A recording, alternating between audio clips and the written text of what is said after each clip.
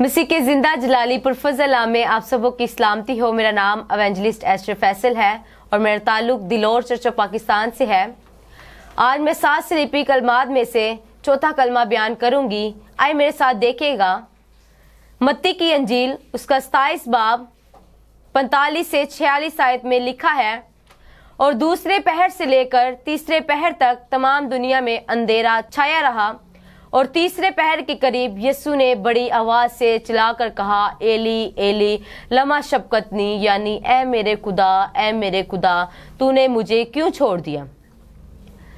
मेरे अजीज बहन भाइयों, ये कलमा तादाद के एतबार से चौथा कलमा है और 4 का अदद दुनिया के 4 कोनों को जाहिर करता है। इसलिए मैं समझती हूँ ये कलमा पूरे जहान की बका के लिए बोला गया। हमने जो अभी आयत पढ़ी है, इससे चंद बातें मेरे जहन में आती हैं। ये कैसी तारीकी थी? इस तारीकी का मतलब क्या था? यीशु ने एली एली लमा शबक्तनी क्यों कहा और हमें क्या करना चाहिए? आए हम पहले पॉइंट पर नजर डालते हैं। ये कैसी तारीकी थी? मेरे अजीज बहन भाइयों, यीशु ने सुबह 9 से दोपहर 12 बजे तक सलीब पर 3 कलमे अदा किए, और जैसे ही 12 बजते हैं सूरज अपनी पूरी ताकत के साथ रूनुमा था, तो एक हैरत अंगेज वाकया पेश आया कि पूरे मुल्क में अंधेरा छा गया। और इस अंधेरे का रोमन तारीखदानों ने भी अपनी तारीख में जिक्र किया और कहते हैं, पिलातूस ने तबरियास को खत लिख के हालातों वाकयात की रिपोर्ट दी। आए इसकी वजह जानते हैं। इस वाकये से पहले भी खुदा ने सूरज को थमा दिया, जिसका जिक्र यशुआ 10:13 में हमें मिलता है, और बाइबल मुकद्दस में भी हमें ऐसी बहुत सारी शहादतें मिलती हैं। बहुत सारे लोगों का कहना है कि सूरज को एक बहुत बड़े बादल ने घेर लिया था, लेकिन लूका 23:45 के मुताबिक ये ना तो कोई बादल था और ना कोई चीज जिसने सूरज को छुपा लिया था, बल्कि यहाँ लिखा है सूरज तारीक हो गया, उसकी रोशनी जाती रही, क्योंकि वो जिंदगी का मालिक है, वो जो चाहे कर सकता है। दूसरा पॉइंट, इस तारीकी का क्या मतलब है? तारीकी गुनाह की अक्कासी करती है। तारीकी गुनाह को फरोगत देने के लिए अबलीस का बेहतरीन हथियार है, लेकिन तारीकी खुदा के मंसूबे को कामयाब होने से रोक नहीं सकती। तारीकी अदालत तक ले जाती है।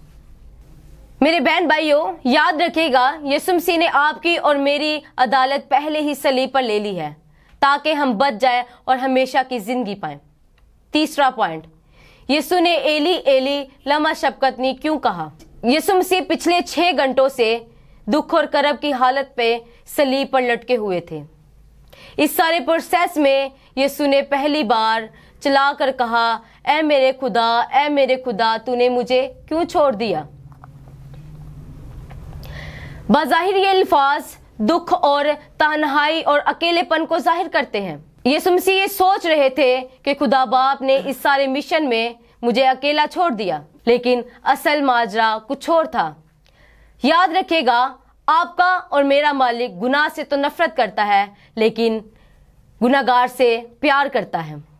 यीशु मसीह ने पूरे जहान के गुनाह अपने ऊपर उठाए हुए थे। इसी सबब से यीशु को ये कहने की जरूरत पड़ी कि ऐ मेरे खुदा तूने मुझे क्यों छोड़ दिया। याद रखिएगा मेरे अजीज बहन भाइयों, हमारे गुनाहों का कफारा दे दिया गया है, और दोबारा कोई यीशु नहीं आने को कि हमारे गुनाहों की माफी हो जाए। उस पर सियासत की गई, उसको मारा गया, उसकी दाढ़ी नोची गई। वो ऐसे खामोश रहा जैसे भेड़ बाल कुतरने वाले के सामने खामोश रहती है। चौथा पॉइंट, हमें क्या करना चाहिए? आपसे मेरा ये सवाल है, यीशु मसीह ने ये क्यों सहा? क्योंकि वो चाहता था आप जिंदगी पाएं और कसरत की जिंदगी पाएं, लेकिन आज का इंसान आज भी उसकी कुर्बानियों को फरामोश कर रहा है। मेरे अजीज बहन भाइयों, आज वक्त है कि हम अपने गुनाहों से तौबा करें और खुदा की बादशाही के लिए अपनी कमर को बांधे। आमीन। खुदावंद इस कलमा के वसीला से आप सबों को बड़ी बरकत दे। आमीन।